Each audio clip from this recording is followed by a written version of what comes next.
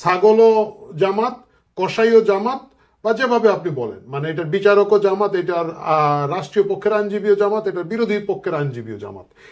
এতে যে প্রবলেমটা তৈরি হচ্ছে, ভবিষ্যতে এইসব বিচার যে কি পরিমাণ হাস্যকর ছিল, এইটা আন্তর্জাতিক মহলের কাছে একেবারে কি বলা যায়, প্রকাশ্য হয়ে যাবে, এবং এই বিচার কখনোই ধোপে টিকবে না। প্রথমে আপনি দেখেন, এইটা রাষ্ট্রীয় পক্ষ চিফ প্রসিকিউটর হচ্ছে গিয়ে তাজুলটাকে জামাতের একজন আইনজীবী ছিল। গত আইসিটিতে যুদ্ধাপরাধীদের যখন বিচার প্রক্রিয়া শুরু হয়, তখন এই তাজুল ইসলাম জামাতের ইসলামের একজন আইনজীবী হিসেবে কাজ করেছেন। তাকে যখন আপনি রাষ্ট্রীয় পক্ষে দিবেন, প্রথম কথা হচ্ছে কনফ্লিক্ট অফ ইন্টারেস্ট। বাংলাদেশে মানে যে কেউ বুঝবে যে তাজুল এখানে ন্যায় বিচারের পক্ষে কাজ করবে না, সে যেন ভাবে একটা বিচার এবং রায় তৈরি করার চেষ্টা করবে। এইটা যখন তৈরি করা হবে, এই প্রথম আসিফ নজরুল দ্বারা এই তামাশা তৈরি করলো এবং জামাতের এই পুতুলগুলা তাজুলকে এখানে বসালো। আচ্ছা, এতটুকু পর্যন্ত মানা হলো। সেই তাজুল অনেক গবেষণা করে 1200 পৃষ্ঠার একটা অভিযোগ তৈরি করেছে। এই অভিযোগের প্রথম অভিযোগ হচ্ছে যে শেখ হাসিনার নেতৃত্বে, পরামর্শে, বুদ্ধিতে, যেভাবে বলেন, মেট্রো রেল, বিটিভি ভবন, এইগুলাতে নাকি আগুন দেওয়া হয়েছে। কি হাস্যকর অভিযোগ হইতে পারে, যে জায়গায় এনসিপির নেতারা নিজেরা স্বীকার করেছে যে পুলিশ হত্যা, এই সেতু ভবনে আগুন দেওয়া, মেট্রো রেল পুড়িয়ে দেওয়া, বিটিভি পুড়িয়ে দেওয়া সরাসরি তাদের মদদে হয়েছে। আসুন শুনে আসা যাক সেই কাহিনীগুলো। আসামি শেখ হাসিনার ফোন আলাপের থেকে আরো জানা যায়, তার ষড়যন্ত্রমূলক পরিকল্পনায় দলীয় সশস্ত্র ক্যাডার বাহিনীর মাধ্যমে সেতু ভবন, বিটিভি ভবন, মেট্রো রেল স্টেশন সহ রাষ্ট্রীয় গুরুত্বপূর্ণ কিছু স্থাপনা, কি পয়েন্ট ইনস্টলেশন, অগ্নিসংযোগের মাধ্যমে পুড়িয়ে দিয়ে আন্দোলনকে ভিন্ন খাতে প্রবাহিত করার জন্য আন্দোলনরত ছাত্র জনতার উপর দায় চাপিয়ে দেওয়ার মাধ্যমে অন্যান্য অমানবিক আচরণ বা আদার ইনহিউম্যান অ্যাক্ট সংগঠন করেন। আইন যদি মানতে যেতাম তাহলে কিন্তু এই বিপ্লবগুলো হতো না। যদি মেট্রো রেলে আগুন না দেওয়া হতো, যদি পুলিশদেরকে না মারা হতো, তাহলে এই বিপ্লবটা এত সহজেই অর্জিত হতো না, কিংবা এই ফ্যাসিবাদের পতন নিশ্চিত করা যেত না। যদি মেট্রো রেলে আগুন না দেওয়া হতো, যদি পুলিশদেরকে না মারা হতো, তাহলে এই বিপ্লবটা এত সহজেই অর্জিত হতো না, কিংবা এই ফ্যাসিবাদের পতন নিশ্চিত করা যেত না। এখন এইখানেই কিন্তু শেষ নয়। তারপরে যে জিনিসটা হয়েছে, আপনি দেখবেন যে সাধারণত যে কোনো জায়গায় আসামি যত খারাপই খতরনাক হোক, তাকে কিন্তু তার সেলফ ডিফেন্সের একটা ব্যবস্থা করে দিতে হয়, যাতে করে কোনোভাবেই এখানের মধ্যে ডিফেন্স লয়ার দেওয়া না যেতে পারে। এই জন্য একটা তামসাকে এখানের মধ্যে বিরোধী পক্ষের আসামি পক্ষের আইনজীবী হিসাবে নিয়োগ দেওয়া হয়েছে। যাকে আইনজীবী হিসাবে নিয়োগ দেওয়া হয়েছে তার নাম জামাত বিন আমজাদ না, জায়েদ বিন আমজাদ। মানে ওই নামেই তো বুঝতেছেন, জামাত বিন আমজাদ চলেই আসে আর কি। সে হচ্ছে ছাত্র শিবিরের সাবেক সভাপতি শিশির মনির অ্যাডভোকেট, জামাতের একজন শীর্ষস্থানীয় আইনজীবী। সেই আইনজীবীর চেম্বারের একটা জুনিয়র উকিল, যাকে আমি দেখলাম লোকজন বলছে যে 2-3 বছরের বেশি তার কোনো অভিজ্ঞতাই নাই আদালতে। সে নাকি এখন যাদেরকে অভিযুক্ত করা হয়েছে, শেখ হাসিনা এবং তার প্যানেলের লোকজন, তাদের পক্ষে তারা এখানের মধ্যে ডিফেন্স লয়ার হিসাবে তাদেরকে নিয়োগ দেওয়া হয়েছে। কি পরিমাণ হাস্যকর তামাশা এই জামাত এবং জামাতের নেতা ইউনুস করতে পারে, আসিফ নজরুল করতে পারে, এই ঘটনা থেকে বোঝা যায়। বাংলাদেশে কি আওয়ামী লীগ সমর্থিত আওয়ামী লীগ আইনজীবীর অভাব আছে? যদি আছে, আমি মনে করলাম যে আছে। আপনারা কি একটু নিরপেক্ষ ভালো আইনজীবী দিতে পারেন না? জেডাই খান পান্না বা আরো অনেক আইনজীবী আছেন, শীর্ষ আইনজীবীদেরকে দিয়ে অন্তত পক্ষে একটা তো দেখাইতে পারতেন যে না, একটা ভালো ডিফেন্স দেওয়ার চেষ্টা হচ্ছে। এইসব বাদ দিয়ে আপনি ছাত্র শিবিরের সভাপতির পকেট থেকে বের করা একটা জুনিয়র ছেলেকে শেখ হাসিনার পক্ষে আপনারাই নিয়োগ দিয়ে আপনারা করে দিচ্ছেন। এই হাস্যকর তামসার মাধ্যমে আপনারা যে জিনিসটা করতে যাচ্ছেন, এটা হচ্ছে পুরো বিচার প্রক্রিয়া প্রথম দিন থেকেই একটা জামাতের মজলিসে শুরা বানিয়ে ফেলেছেন আপনারা। ভবিষ্যতে এইসব বিচার আচারকে লোকজন মানে একবারে ছুঁড়ে ফেলে দিবে। এর চেয়ে দুর্ভাগ্য আর হইতে পারে না যে এই যে পুরা তামসা, পুরা টেলিভিশন শোটা আপনারা করলেন, এইটা কিন্তু একটা সময়ের অপচয়, রাষ্ট্রীয় রিসোর্সের অপচয় ছাড়া আর কিছুই হবে না।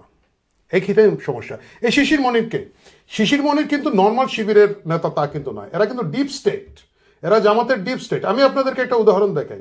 আপনাদের অনেকেরই মনে আছে বুয়েটে আবরার হত্যা হয়েছিল, খুবই আলোচিত একটা হত্যা হয়েছিল, এবং এটার জন্য ছাত্রলীগের প্রায় 20 জন বা আরো বেশি বোধহয় লোকের ফাঁসি, ছাত্রলীগ কর্মীকে ফাঁসি দেওয়া হয়েছিল। এটা ভিডিও রেকর্ড আছে, সারা বাংলাদেশ বিক্ষোভে ফেটে পড়েছিল। আমরা প্রত্যেকে এটার প্রতিবাদ করেছি।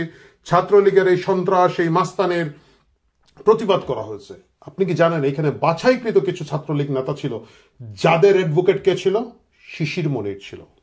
এতেই বোঝা যাচ্ছে যে আবরার হত্যার সাথে এই যে ছাত্রলীগের ছত্রছায়া হেলমেটের ভিতরে থেকে দেখা যে শিবির ছিল, তারা কোনো না কোনোভাবে জড়িত ছিল। তাদের পরিকল্পনায় হত্যাটা করা হয়েছিল এবং সম্পূর্ণ দায়িত্ব ছাত্রলীগের উপরে ফেলে দেওয়া হয়েছে। আপনাদের এটা মনে রাখতে হবে, 5ই আগস্টের পট পরিবর্তনের পরে কারাগারের দরজা ভেঙে যাদেরকে দ্রুত পালিয়ে যেতে সহায়তা করা হয়, আবরার হত্যা মামলার প্রধানতম আসামি যে ছিল তাকে কিন্তু এই সুযোগে জামাত বের করে দিয়েছে। এতে দেখা যাচ্ছে সেই আসামিকে ডিফেন্স দিয়েছে এই শিশির মনির এবং জামাত ইসলাম, এই আসামিকে পালিয়ে যেতে সাহায্য করেছে যখন তারা রাষ্ট্রীয় ক্ষমতার মধ্যে গিয়েছে।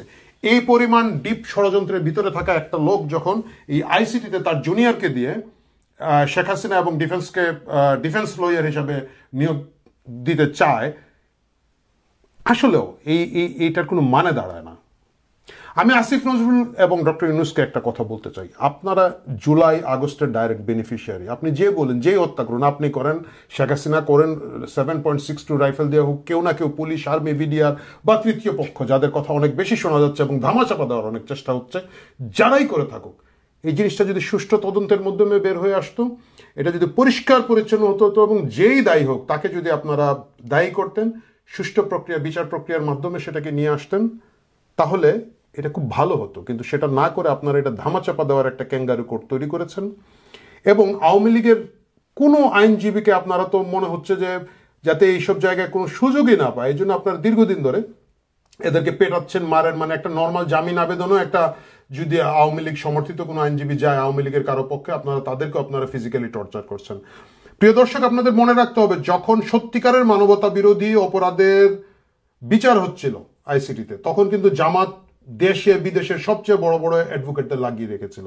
এই যে এই তাজুল আজকে যে প্রসিকিউটরের লম্বা লম্বা কথা বলে, তারা কিন্তু নিরাপদে নির্বিঘ্নে সেখানে গিয়েছে, সওয়াল জবাব করেছে, সাংবাদিকদের ব্রিফ করেছে। ব্যারিস্টার রাজ্জাক ছিলেন, সম্প্রতি মারা গিয়েছেন, তিনি ছিলেন, এবং একটা বিগ ডিফেন্স টিম নিয়ে জামাত গিয়েছে। আমি জানি আওয়ামী লীগের অনেক নেতাকর্মী এখন আফসোস করেন যে আজকে আমাদেরকে একটা লয়ার দাঁড় করাতে দেয় না, তখন কেন আমরা তাদেরকে সেই জায়গাটা দিলাম, তাদেরকে তো আমরা পেটাইতে পারতাম। আসলে আপনারা পারতেন না, কারণ হচ্ছে যে কিছুটা হলেও তো মানুষ আর পশুর মধ্যে একটা পার্থক্য থাকে, কিছুটা হলেও মানুষ এবং জামাত শিবিরের মধ্যে একটা পার্থক্য থাকে। এই পার্থক্যটা থাকতো, মানে কারো পক্ষেই এত নগ্ন উগ্রভাবে এই কাজগুলো করা সম্ভব হতো না।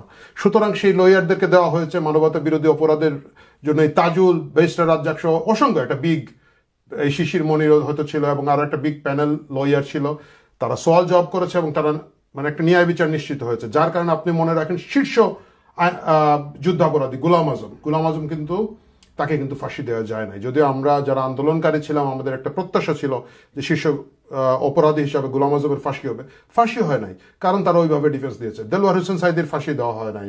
বা সম্প্রতি আপনারা জানেন যে আজহার মুক্তি পেয়েছে, তার এখানের মধ্যে আবার অন্য একটা আইন প্যাচ করে ওরা ওই আবার ক্যাঙ্গারু কোর্ট করেছে। কিন্তু ন্যায় বিচার ছিল, যা অনেকের ফাঁসি হয় নাই, অনেকের যাবজ্জীবন হয়েছে। এবং এই দুইজন না, অনেকের আমরা নাম জানি এবং যারাদের বিচারে বিভিন্ন মেয়াদে সাজা হয়েছে। যেহেতু দেলোয়ার হোসেন সাইদি এবং গোলাম আজমের নামটা একটু বেশি শোনা যায়, বেশি পরিচিত, তাই এই দুটো নাম বললাম। কিন্তু এখন কি হচ্ছে, এখন আপনারা এক ন্যূনতম ডিফেন্স দেওয়ার সুযোগ দিচ্ছেন না। আপনি আপনার জুনিয়রকে নিয়ে এসে শেখ হাসিনার পক্ষে উকিল বানিয়েছেন। রিয়েলি ভাই, মানে এত নোংরা ভাবে, এত খারাপ ভাবে করতে হবে মিস্টার আসিফ নজরুল? মানে এত আপনার কুরকুরানি, এত আপনি বিচার ব্যবস্থাকে তুচ্ছ বানায় ফেলাবেন, এত তামাশা বানায় ফেলাবেন পুরো দেশটাকে, এত তামাশা বানায় ফেলাবেন যে এই যে শত শত মানুষ মারা গেল তাদের বিচারকে, তাদের দিকে তো তাকাতে হবে। তাদের তো বিচার পাওয়ার একটা হক আছে। তাদেরকে আপনারা বিচার না দিয়ে জামাতের মজলিসে শুরার একটা বৈঠক বানিয়ে টেলিভিশনে তামসা করবেন, এইটা আসলে কোনোভাবে গ্রহণযোগ্য না। প্রিয় দর্শক, আমার কাছে মনে হয় আমরা সকলে ক্লোজলি এই বিচার দেখতে থাকবো। বিচারের নামে এই তামসাটা আগামীতে দেখতে থাকবো এবং আমরা সকলেই কষ্ট পাবো। যারা মারা গিয়েছে তারা শেষ পর্যন্ত মারাই গেল এবং তাদের মা বাপ, তাদের ফ্যামিলির কান্নাকাটে ছাড়া বাকি সকলের কাছে তারা একটা নাম্বার। বাকি সকলের প্রতিশোধের, রাজনীতির, সুবিধার, ঘুষ এবং ডাকাতির সুযোগ করে দেওয়ার জন্যই শুধু তারা প্রাণ দিয়েছে। এর চেয়ে দুর্ভাগ্য এই জাতির হতে পারে না, এর চেয়ে কষ্টের আর কিছু হতে পারে না। ভালো থাকুন, কথা হবে অন্য প্রসঙ্গে।